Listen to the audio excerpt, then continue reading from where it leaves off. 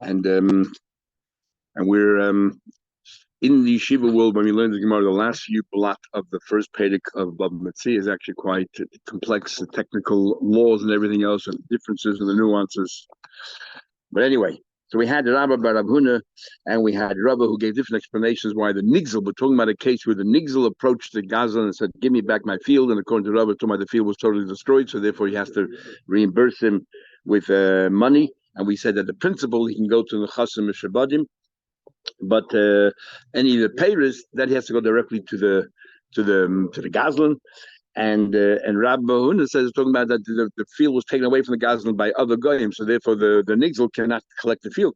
He gets money, so the money can go to people that purchase properties from him, Shabadim, and for the payers he goes directly to the Balabas. Says the Gemara, and I didn't hear Rashi had a different shot. Says the Gemara, one thing I understand, about 10 lines on top of the page. Bein le Rabba bar Rav Huna. You're telling me that the Nigzel has the right to go and collect the principal from people who bought the property from this Gazan. Says, I don't understand. Bein le Rabba bar Huna, according to both of them, milve al pehu, all it is a milve al peh, because there's no shtar here whatsoever. You're telling me that he has the right to collect the principal from the people who bought from this Gazan. There's no shtar or anything else. What right does he have to collect from Shabadim? He said, well, you're right. Answers the Gemara. No, we're talking about a unique case here. We're talking about before the Gazan sold these properties, there was a din Torah, the Nigzel took the Gazan and Torah, and the Bezin ruled that he has to pay. We'll see the Gemara later, the next few days, where the Bezin said, the Bezin said, in Indian you have to pay, or the Bezin said, you must pay him right now. But whatever it is, regardless, since the Bezin made a ruling, it's as if Milva Bishtar. So as if Milva Bishtar, either because everyone now knows, so that any buyer would have known, everybody talks about it, that this guy's a Gazan and maybe found guilty in the Bezin, or because it's considered like a Milva Ksuvatator that you have to pay what the Bezin says, and therefore it's Bishtar. So the Gemara, afterwards he sold the property, so therefore he has a right to go to Chashish Babin. It's like it's a documented loan. So how come you're telling me that you can only thing you can collect from the Shabadim is in the Chas, is the Keren, the principal? Why can't you also collect the value of the fruits that grew on the land itself? Because you can't tell me it's not fixed. It's fixed because that day, whatever it was, it was. Says the Gemara, the Bezin only ruled regarding the property itself. It didn't rule regarding the payers. So regarding the payers, it's a milva pen or a loan, and therefore for that you can only collect from the Gazan. So the Gemara, my post, why would a Bezin stop in the middle of the case? Says the Gemara, when you lost your land, the first thing you worry about is getting your land back. The details about the payers and all these other things, improvements, that you leave for later. Let me first get my land back. So therefore, the first thing you demand in a court is, I want my land back. And then you'll talk about the other details and everything else, the payments, the penalties. So therefore, all you had, the Bezin they fixed was the land itself. Says the Gemara, you're telling me, let's go back to what we learned yesterday, that Shmuel says that if you buy something from a Gazlan, turned out to be that the whole thing was a stolen land, you get your principal back, but you cannot collect, and you get the payers, but you don't get the shvach, because that looks like interest. Because I gave you $100, now that was no sale, so it turns out to be a loan, and then you're going to pay back $150, that looks like ribbis. So the Shmuel said you don't collect shvach, not like Rab. Says the Gemara, how can that be? The Sava Shmuel, the Ket Megal Shvach, Amal Shmuel, Rav Chida Bar Shila, Shmuel said, Rav Chida Bar Shila, who was a cipher scribe, and he gave him instructions. Amlich, I want you to consult when you have a meicha selling a property. What are you going to guarantee? I want you to solve the following. Because right, Shufra, do you want? You say to him, do you want to pay when you reimburse the purchaser? Are you going to give him from the best of your properties? Shavacha, you're going to pay him also for the improvement of the property. We'll pay and are you going to pay him also for the fruits? Now let's analyze it. What are we talking about here? Iba Balchayev, that it was not talking about a case where it turned out to be stolen. A regular case where the vendor turned out to be a debtor, and therefore, and the Balchayev comes to Shimon, the buyer, and he takes the property away. That's what we're talking about. We know that a Balchayev does not collect payers. Payers is not part of the property. His right is to the property itself. So how come Shmuel says consult them if they want to reimburse the lokei for payers, as if the Baal Chayv took it? Me the payers, my Baal Chayv, me the payers. Sure, Baal Chayv gave us a shevach. Shevach, the payers, not the payers. It's not really part of the property. He has no shibud on the payers. It wasn't around at that time when he. Elalav v'lekech megaz. We're talking about why that Shimon bought from Reuven, turned out to be Reuven's a gazan, and yet it says here. Okay, that's why the Nigzel has a right to take the property back with the fruits on it, his property. And now it seems that the buyer turns around to the vendor and he says, give back not only for the land and the pay, but pay me also for the improvement. But Shmuel says that you don't pay for improvement. It looks like ribis. It looks like the money I gave you was only a loan, and now you're paying me interest on the money because you're paying me more than what I gave you. So Shmuel's contradicting himself. Otherwise, why consult? Remember, I said yesterday that the Tracer says it looks like it. The only reason why it's not 100% ribis is because your intention when you gave the money was never to lend it. When is ribis? When your intention was to lend. Here, your intention was to buy a property, so you had no intention. We're treating it as if it's a loan. Now, how far do we go? That's what we discussed yesterday. It's not so much ribis because you're paying for the improvement. It's called. It's like you're buying. Yeah, but it turned out to be. Oh, but it turned out to be you bought nothing. Yeah, because it turned out to be you didn't buy a property. It turned out you did nothing. The whole thing was a sham. But because your intention wasn't to be a loan, therefore it's not really. I'll explain to you. It's talking about the vendor Reuven, who turned out to be a ganef. We're talking about a ganef here. You're right, but he had property. The male, so what he had property.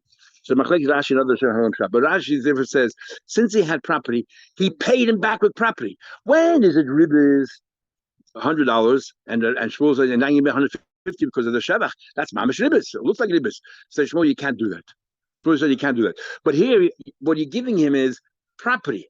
So he bought from you property, and you're giving him back a property as a compensation. That's not ribis. Ribis is not property for property. That's not ribis. Metalton is ribis, like money, value, but not property. Others I learn, since he has property, even though he pays him with money, since he could have paid him with property, it's as if he's buying that property back that I should have given you with my money. So he's allowed to even pay you with money, but it's no longer ribis on the table. Okay. If I lend you $100 a week, and I say to me, let's say 50 kilos a week, I say you cannot pay me back 50 kilos a week. Because what happened at the time that I lent you the $100 and I was worth $200? So it's a vakribis. It's not mamash ribis, it's a vakribis. It looks like it's dust of ribis from Rabbanon. So Rabbi says, how can you do that? Remember, in a straight out loan, yes, we don't want to do it. Here, his intention was to buy, so therefore, it's not really ribis. It only looks like ribis, and now to step away from that, there's nothing. You don't make a gzera to a thing that looks like ribis. Another version is not answering. They made it. Why does it look like ribis? I bought a field in let's say in the month of Nisan, and it turned out to be the whole fiasco turned out to be in Sivan.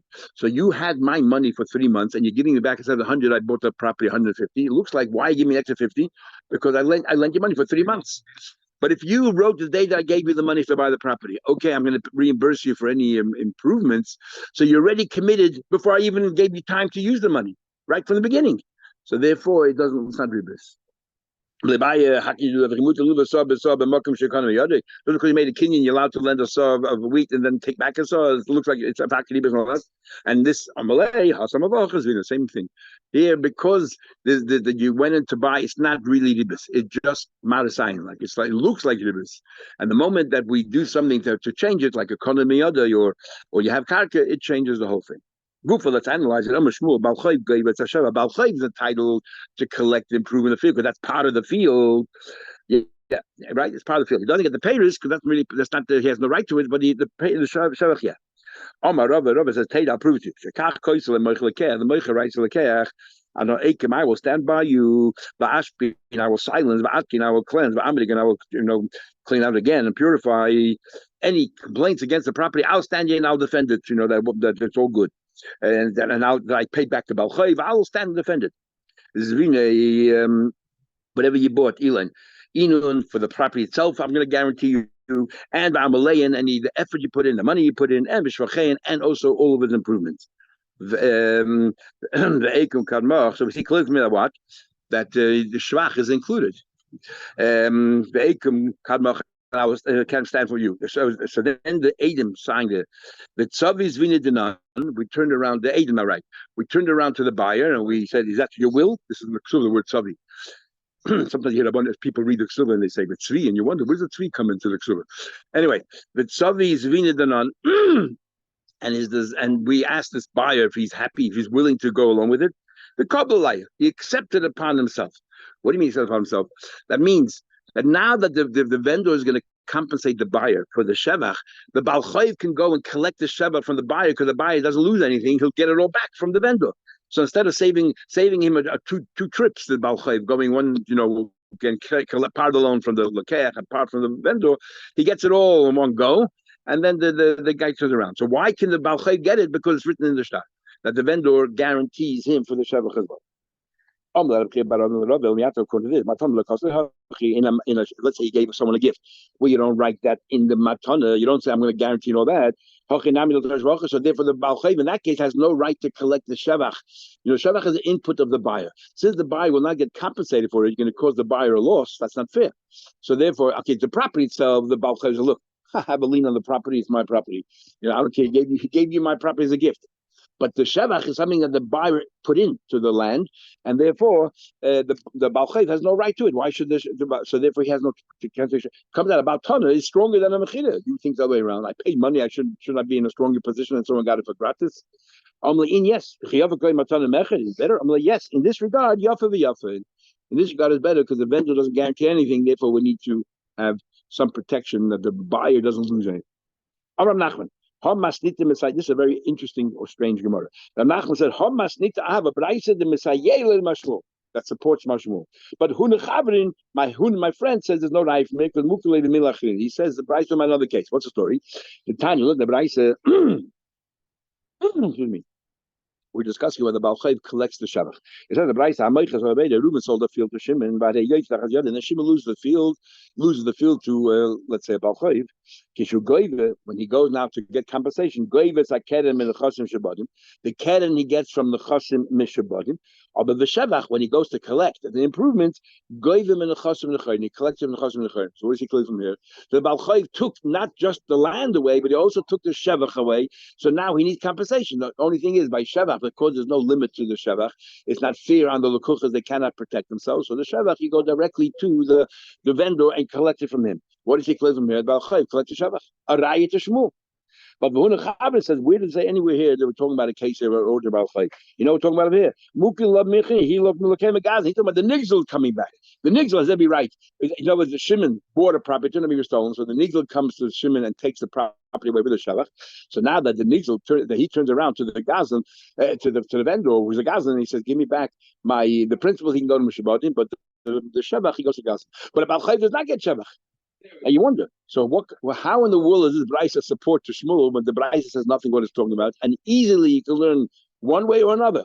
That's not a support. It proves nothing. Anyway, we looked at another Braisa.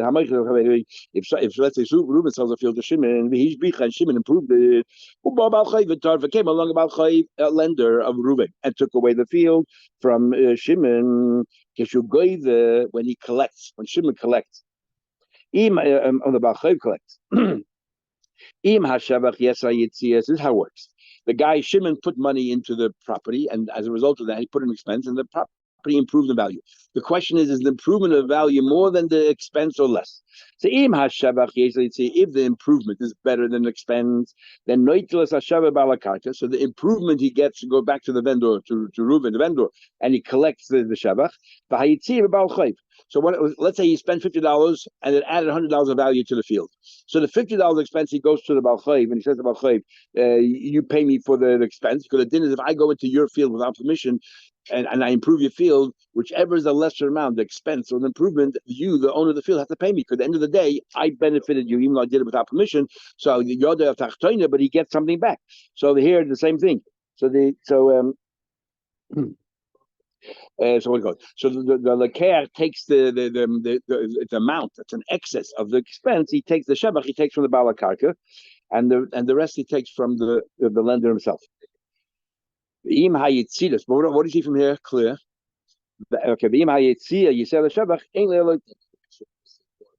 Sorry. Yeah, so Reuven is a vendor and Shimon is a buyer and comes along a Baal Choiv and the Baal Choiv collects from Shimon. Now he made improvement in the field and it cost money. So this is what this Bryce is saying here. And we'll soon see how to learn the Bryce. We don't know what we're talking about. We're talking about a normal case like I just said. We're talking about a case that turned out to be stolen. It's an Nixel coming. We're not sure. So let's work it out. But Baal Karka is Reuven, so the Baal Choiv has to pay a minimum amount to Shimon. No, he gets the property, but any expense or the improvement, whatever's less, he gives. Let's say the improvement is less than the expense. All he does is he gets the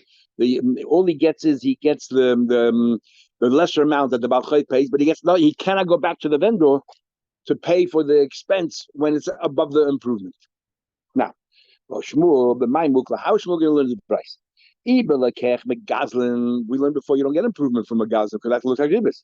Kasher Reisha, the Reisha says he goes to the Reuven and he says, "Give me the shevach.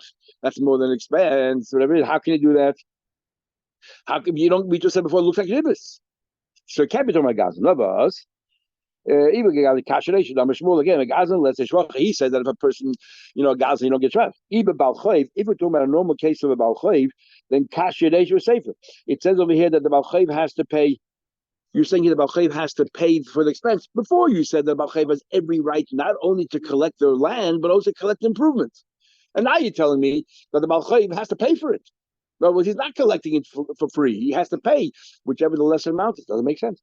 if the expense is lesser or the improvement is lesser. But before you said the Baal Choiv is entitled to take away.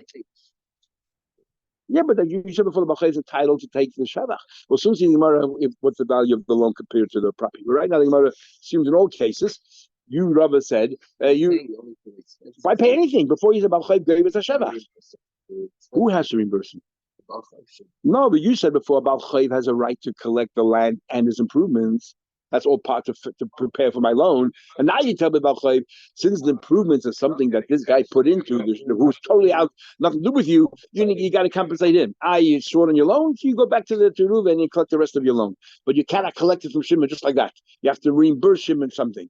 And the question is, but Shmuel himself said before that you don't have to reimburse, that you can take, that you're entitled to take. And why are you entitled to take? Because Shimon could turn around to the vendor and say, as we said before, in agreement in the star, you got to compensate me for everything that I just lost. That means that Baal Choiv doesn't pay a red cent. He has $100 loan. The land is worth $80. The shevach is worth $20. He collects the whole thing. And that's it. Yeah, but let's say the loan is $120. In all cases, we don't say that. Right now, we're learning that in all cases. Yeah, but the loan itself, the guy had 20 properties, and I'm going to the last guy who bought a property. So the land doesn't necessarily equal the amount of the loan. So it seems to me that even if the shevach is included with the property equal the amount of the loan, the Baal Choiv can just take it, no compensation, and he goes to Reuven. Yeah, and he has to pay. So we have a few answers. First, let's say simple. Let's go back to the Gazlan bit. But like we said before, there are ways that you don't pay ribas. The vendor had property, so it no longer looks like ribas. Or he made a kinyan that I'll reimburse from the beginning. But he buys about Chayiv. And here's the difference. Like cash. Which shavach, right? The first Gemara says, which shavach can you take? If the fruits are ripe and ready to be picked, then they're no longer part of the land. Then the Baal Choiv has no right to take it. He has to compensate the Shimon, the buyer, for that, because the Baal Choiv is not entitled to it. When we say the Baal Choiv is entitled to take the land with the crop that's there, is b'shevach she'ein megilim something. It didn't reach that shoulder height. No, it's not yet ready to be picked. Exactly, not ready to harvest. The fact is that every single day, become magbish or the very same Shmuel in his court, he rules afilu b'shevach hamir legilim something. The Baal Choiv has the right to take it and not to pay anything to the buyer, like kasher. If the loan equals the amount of the land, including the shevach, then the Baal Choiv can take it, doesn't compensate at all. But what happens? The loan equals the price of the land. So the Baal Choiv can still take the shevach. He can still have, even though the loan was 100, the land now is worth 100 plus 20 for the shevach. He can take the whole 120, but he has to compensate the minimum amount. Yeah. The problem is, does it really make sense? Why can't the Lekech say to him, look, we only owe you $100. The land now is worth 120. So let's proportion it. I'll give you $100 worth of this land, and I'm keeping the last 20. The last $20 worth. No, I'm saying not to Megana, but talking about a normal Balchayv. You're owed $100. This land was worth 100 at the time, but now I made improvements, whatever it is, and I'll keep a sixth of the land because that's mine. You have no right to it. Why? But let the Lekech work it out.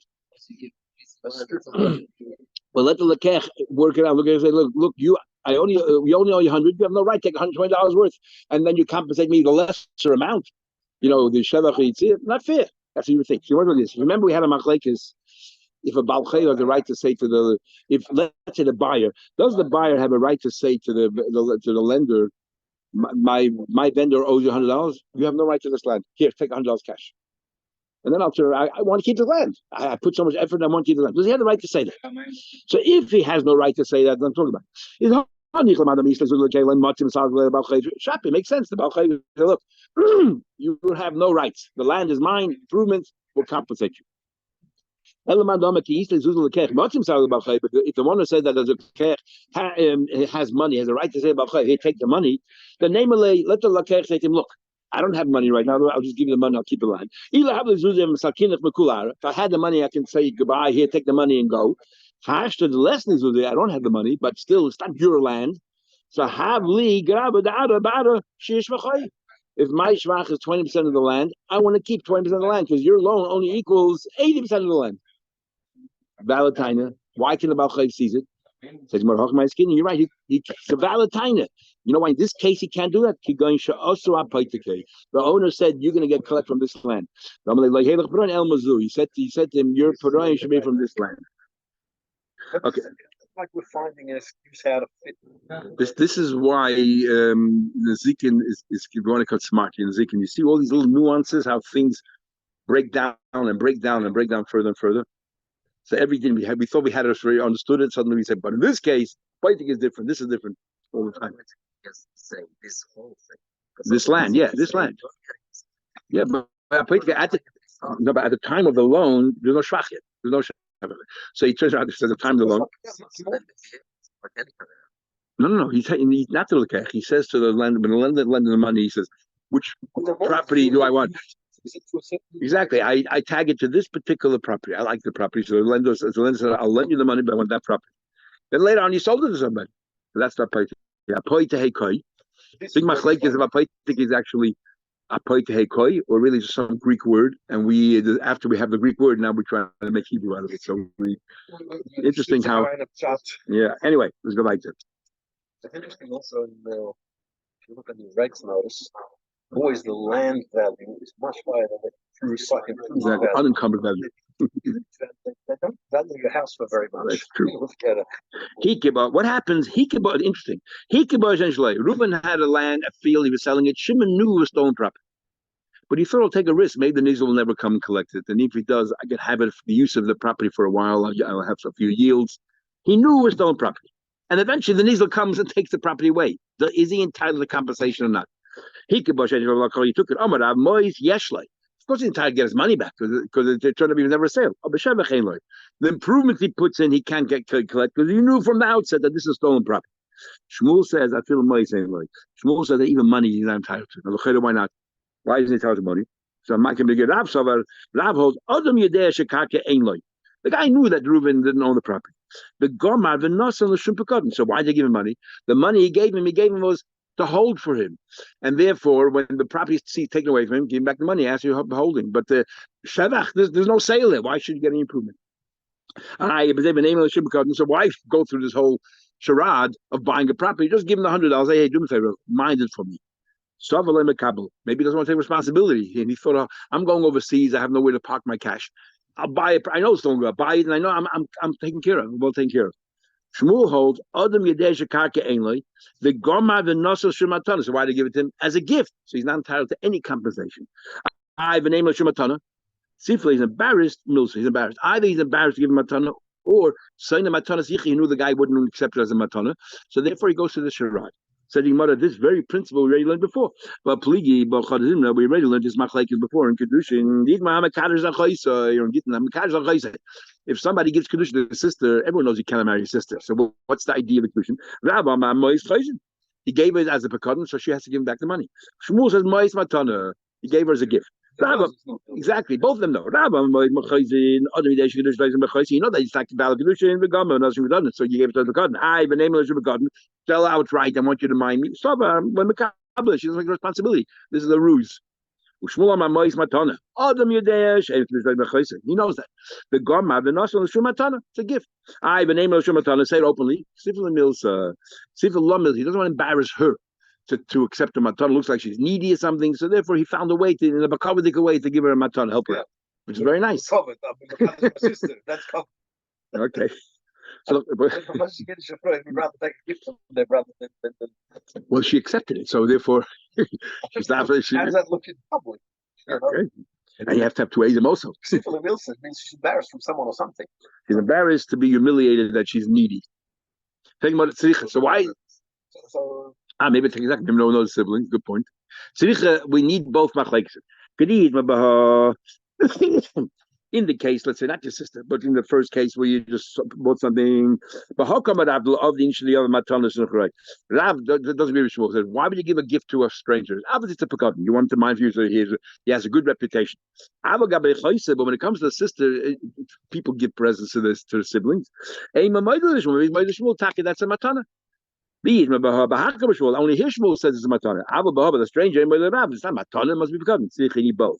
Says the Gemara, bein l'Rav dam pekadon. Bein l'Shmuel dam matana is high la'adam. How can you say because he gave it as a pekadon or he gave it as a matana? He bought land from a gannet that he knew was stolen goods, and he gave the money as a pekadon. And that's what he said, right? The question is, did he give money matana or gave a pekadon? So how did Shimon convince himself? I want to give him a gift and I don't want to embarrass him. How did Shimon convince himself? I'm going to use stolen goods. I'm going to use a stolen property. I'm going to plant it. I'm going to get benefit from the fruits. How did he convince himself of that he's allowed to do that? Okay, you know, whole chachma, but it's so illegal. What was going through his mind? Freddie Mother. What was he thinking? How did he go in? Or paid his he's eating someone else's, harvest and everything else. How did he think he's allowed to do that? Obviously, he must have thought it was a real sale. Nothing to do with pekadon and matana. He must have thought that somehow or another, Cole's man, the Nigel, didn't take it. It's a proper sale, and I can enjoy the land. So, but he thinks, I'm going to go to the land. The Alved al work If the guys himself, what would he done the land? He would have worked it and everything else. And when the owner of the land will come and collect the land, then Zuzoi Pekadon and Shmuel matana. In other words, this is what went through his mind. He thought if the Gazan had the land, what would the Gazan have done with the land? He would have worked it. So it's clear the Gazan knows that I do it. And then when the Nigel eventually will come here, the money that I gave, I will then, in his mind, he'd lose himself. What he's doing is nothing wrong because there's no worse than what would have happened if I wouldn't have taken the land. The Gazan would have done the same thing. So I'm not doing anything wrong. And the I can enjoy the land. And then the money I won't lose because it'll turn into pekadon or if I give matana, whatever opinion we follow. So the Gemara comes on the Rav and he passed. Now, usually we have a rule that Shmuel and the Rav argue in dinim that looks like Shmuel, but not in these cases. The Rav has not summed up the whole Gemara we learned the last few days. Amar Rav, Hilchasa, halacha number 1. Yesh loy mois and the yesh loy shavach. That you should know that the buyer and try to be stolen goods can go back to Reuben, not like Shmuel said that it looks like ribas. You can go and collect your thing and your shavach. Even if you didn't write it down, Allah like Rab, even if you didn't write it down, you could take your shavach. Number 1, because it's not ribas at all. This looks like in this case he's a victim, so we're allowed to collect that. Any improvements he made. Number 1, and number 2, hikibam she'ena shaloi, and let's say you recognize in the case here. You recognize that it was stolen goods. The again, that he gets his money back because it's only a pekadon. It's a stranger. Why do you give a gift? But you don't get the shavach. Okay, because you knew it was stolen goods. And the third thing is achrei is toy safer. Before Shmuel said there's a difference whether it's a loan or a sale. By a sale, you don't necessarily expect that he take responsibility because you think to yourself, even if I enter the property for a day, a week, a month, I got something. I'm willing to take a risk. It's only by a loan that we say achrei is toy safer. By better, he should have clearly spoke about it. I went the loch again, not like Shmuel. No difference. We'll stop here tomorrow, Mr. 10 past 7.